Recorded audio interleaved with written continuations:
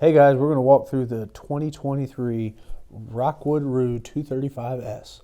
This camper is 24 feet 10 inches long, has a height of 10 feet 11 inches. We passed that outside kitchen during my intro, but it is beautiful by Rockwood. They do it yet again. This is a hybrid camper, so it gives you that pop-up camper feel or that tent feel again to it. So it gives you that nice airflow at night when you open those zippers up and allow air into it. Walking in here, there is your queen bed on one side, and again gives you that pop-up camper feel while still giving the safety of a true camper. Moving in through here, of course, you can see that big massive slide there. But here is your bathroom.